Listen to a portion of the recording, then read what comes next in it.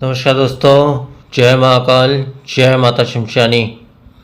आज की वीडियो में मैं एक दिवसीय गुप्त हिरणी अप्सरा का साधना दे रहा हूँ, जिसका संपूर्ण घरेलू मंत्र विधि विधान दे रहा हूँ, जो मात्र एक दिवसीय साधना होती है।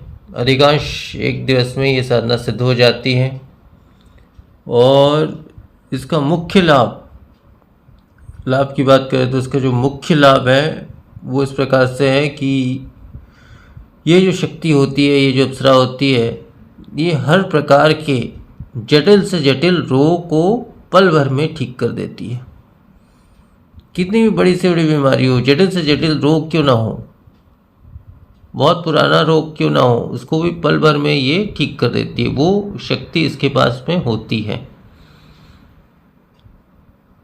विशेष जिसको संजीवनी औषधि कह सकते हैं या ऐसी औषधि कह सकते हैं जो हर प्रकार के रोगों को ठीक कर सकता है, ऐसा विशेष संजीवनी औषधि या शक्ति कह लो उसे, वो इस अप्सरा के पास रहती है, जिससे जटिल से जटिल बीमारी को पल भर में ठीक कर देती है। ये इसका सबसे बड़ा मुख्य लाभ हो गया। इसके अलावा लाभ तो बहुत सारे हैं, जैसे वशीकरण, मोहनी इत्यादि तो लाभ है ही है। ये किसी को भी आपके वश में कर सकती है, किसी को भी आपकी तरफ मोहित कर सकती है, जब तक आप चाहें तब तक।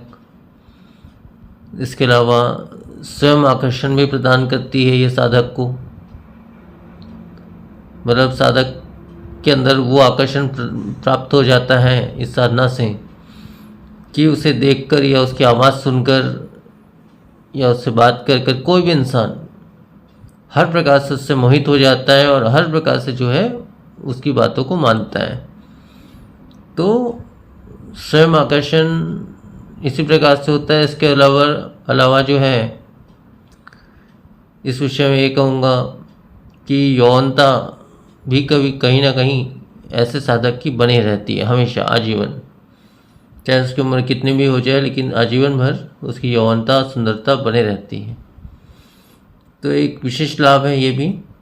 इसके अलावा साधक को धन, स्वर्ण, मतलब जो भी ज़रूरत होती है वो वस्तु ये साधक को ला कर देती है। मतलब भौतिक जीवन में जो भी हमको या साधक को ज़रूरत पड़ती है वो लाकर ये शक्ति साधक को प्रदान करती है। इसके अलावा जिसकी मनोकामना पूर्ण नहीं हो रही है, कोई भी पुरानी मनोकामना, उसकी मनोकामना पूर्ण करती है। जिसका संतान नहीं हो रहा उसको संतान प्रदान करती है। इसके अलावा जिसका नौकरी व्यवसाय में उन्नति नहीं हो रही है या नहीं चल पा रहा है, वो इंसान इस साधना के पश्चात, इस शक्ति सिद्धि के पश्चात नौकरी व्यवसाय में बहुत ही आगे बढ़ जाता है, बहुत ही ज़्यादा उन्नति हो जाती है, मतलब बहुत ही ज़्यादा आगे बढ़ जाता है वो साधक जो है।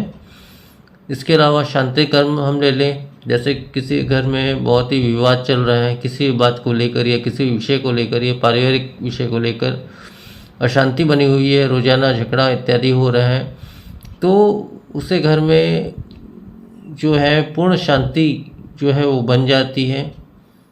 हर इंसान एक दूसरे को समझने लगते हैं और पूर्ण शांति उसे घर में बन जाती है इस शक्ति की कृपा से। इसके अलावा तंत्र तथा अन्य जो बाधाएं होती है, तंत्र मंत्र, बुरी नज़र या अन्य कई प्रकार की जो बाधाएं होती हैं, वो सब बाधाओं का नाश करती है शक्ति। इसके अलावा ये अपने लोक के दिव्य आभूषण, हीरे जवाहरात इत्यादि जो भी है दिव्य आभूषण अपने लोक के ये प्रदान करती है साधक को।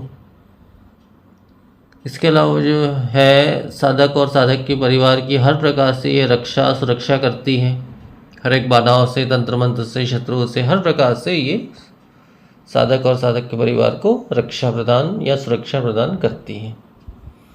तो ये सारे इसके विशेष लाभ हो गए। लाभ तो इसके अलावा भी बहुत सारे हैं, लेकिन उतना बताने जाऊंगा तो ये वीडियो बहुत ही लंबा हो जाएगा। इस वजह से जो मुख्य इसके लाभ है वो मैंने बता दिए हैं, और सबसे जो मुख्य इसका लाभ है वो तो मैंने बताया सबसे शुरू में कि ये हर प्रकार के जटिल से जटिल रोगों का ये नाश कर सकती है पल भर में। ये सबसे मुख्य लाभ यही है। इसके अलावा और भी बहुत से लाभ है जो मैंने बताया संक्षिप्त में।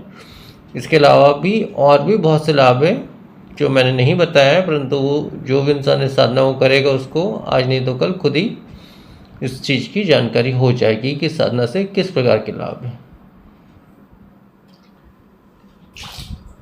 और लगभग ये संपूर्ण रूप से सात्विक साधना में आती है, कोई असात्विक साधना नहीं है, सात्विक साधना में आती है, जिसे कोई भी साधक कर सकता है, स्त्री या पुरुष कोई भी कर सकता है।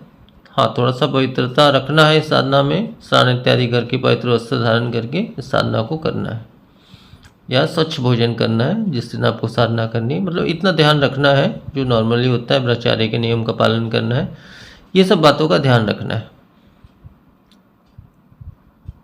तो बस इतना ही विधान है। और मुख्य इस साधना की जो विधि है वो विधि मैं बता दे रहा हूँ। इसकी विधि देखिए इस प्रकार से है। इसमें आपकी दिशा जो होगी वो उत्तर की दिशा होगी। उत्तर की दिशा में आप लकड़ी की एक चौकी बिछा लें, किसी भी एकांत कमरे या एकांत स्थान में आप ये साधना कर सकते हैं। तो उसके ऊपर में जो है हरे रंग का आसन या हरे रंग का नया कपड़ा बिछा लें, एक 1.25 मीटर का जैसा भी है। उसके ऊपर में जो है इसमें उस आसन के ऊपर में जो हरा आसन आपने बिछाया, हरा कपड़ा जो आपने बिछाया, उसके ऊपर में पीली चावल, मतलब 1 मुट्ठी आप चावल ले लें, बिना टूटा फूटा हुआ अक्षर ले लें। उसमें जो है हल्दी इतनी मात्रा में मिला लें कि उसका रंग पीला हो जाए। तो उस पीली चावल को उस आसन के बीचों बीच लगभग स्थापित करनी है, आपको रखना है। और उसके ऊपर में जो है घी का एक दीपक आपको लगाना है। और ये साधना अधिकांश आप पूर्णिमा मतलब पूनम के दिन में आप करेंगे इस साधना को, तो बहुत ही जल्द ये साधना सिद्ध होती है, पूनम की रात्रि में। तो आसन के ऊपर में आपको जो है पीली चावल स्थापना करना है, उसके ऊपर में घी का दीपक लगाना है। उसके ऊपर जो है आपको चमेली के इत्र का छिड़काव करना है और चमेली मतलब सफ़ेद पुष्पों से आसन को सजा देना है। और भोग में या तो 5 बताशे आप चढ़ा दें या 5 श्वेत मिष्ठान आप भोग के रूप में किसी भी तांबे के पात्र में चढ़ा दें। बस इतना ही भोग में अर्पण करना है। और साधना पूर्ण हो जाने के बाद भोग में से कुछ मात्रा स्वयं को ग्रहण करना है, बाकी जो मात्रा है वो अपने परिवार को देना है या फिर किसी वृक्ष इत्यादि के नीचे आपको छोड़ देना है। क्यों हो गया? अब साधना का समय जो रहेगा आपका रात्रि 11 से सुबह 4 के बीच में ये साधना होगी। एकांत स्थान या एकांत कमरे में ये साधना की जाएगी। हाँ, सुरक्षा घेरा शरीर बंधन अनिवार्य इसलिए है क्योंकि जो मंत्र मैं देने वाला हूँ इस साधना का या दे रहा हूँ, वो मंत्र से ये शक्ति तो आती ही आती है, साथ में अन्य कुछ शक्तियाँ भी आकर्षित हो जाती हैं। तो अन्य शक्ति आपसे ना जुड़ जाए इसलिए शरीर बंधन और सुरक्षा घेरा अनिवार्य रूप से बना ले साधना से पहले, ताकि कोई अन्य शक्ति आपसे ना जुड़ सके। इस बात का विशेष ध्यान रखें। इसके अलावा जो है मूल मंत्र का जो मूल मंत्र मैं आपको देने वाला हूँ शक्ति का, इस मूल मंत्र का आपको 12 माला मात्र पाठ करना है। सफ़ेद स्फटिक की माला रहेगी, इसमें सिद्ध माला रहेगी तो और भी अच्छी बात है। अगर सिद्ध माला नहीं भी रहे, प्राण प्रतिष्ठित माला नहीं भी रहे तो भी कोई बात नहीं, तो भी आप नॉर्मल माला से भी इस साधना को कर सकते हैं। लेकिन प्राण प्रतिष्ठित और सिद्ध माला अगर रहेगी तो बहुत ही अच्छी बात है। इस शक्ति के नाम से अगर सिद्ध माला रहेगी तो बहुत ही अच्छी बात है। तो उससे बहुत ही ज़्यादा प्रभाव पड़ेगा और बहुत ही जल्दी और भी जल्दी शक्ति जो है वो सिद्ध होगी। और इसके अलावा जो है अगर गुरु आपने धारण करके रखा है, सही गुरु जो इस साधना से जुड़े हुए हैं, तो वो गुरु मंत्र का 1 माला सबसे पहले पाठ कर लें। उसके पश्चात जो है आपको मूल मंत्र का 12 माला पाठ करना है। और शक्ति प्रत्यक्ष हो जाने के पश्चात से वचन लेने के पश्चात वचन कैसे लिया जाता है ये मैं पहले की वीडियो में बता चुका हूँ। वचन लेने के पश्चात जो है शक्ति पूरी तरह से आपके अनुकूल हो जाएगी, आपकी वशीभूत हो जाएगी और जैसा भी आप कार्य से कहेंगे वैसा अवश्य ही आपका कार्य करेगी, आपकी हर प्रकार से ये मदद करेगी। तो इतना ही संपूर्ण विधान है। हाँ, साधना पूर्ण हो जाने के पश्चात जो भी आपने सामग्री, पुष्प इत्यादि जो भी आपने लगाई है, तो वो सब चीज़ों को, वो सब वस्तुओं को आपको जो है साधना जब आपकी संपन्न हो जाए, सफल हो जाए, तब आपको वो सब वस्तुओं को अगले दिन जो है साधना संपन्न हो जाने के पश्चात, पूर्ण हो जाने के पश्चात बहते हुए जल में विसर्जित कर देना है। बाकी शक्ति जो है जब भी मूल मंत्र का आप पाठ करेंगे तो वो शक्ति कुछ मंत्रों के पाठ से आपसे जुड़ जाएगी और जो भी कार्य आप देंगे वो कार्य अवश्य ही वो शक्ति करेगी आपके लिए।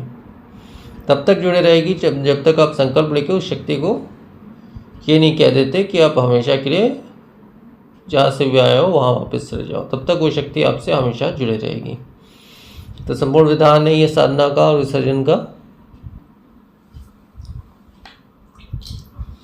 अब वो मूल मंत्र बता दे रहा हूँ, जिस मंत्र का 12 माला आपको पाठ करना है, जिस मंत्र से ये साधना होगी। वो मूल मंत्र इस प्रकार से है, ओम यस्य स्वयं सिद्धेश्वरी अष्टभुजा धारणी मम प्रत्यक्ष प्रत्यक्ष दुहाई ईश्वर गौरा पार्वती की।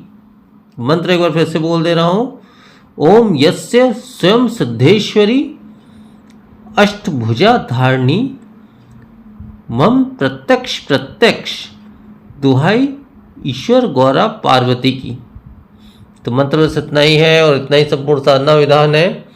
तो आज के वीडियो में फिर इतना ही। नमस्कार, जय महाकाल।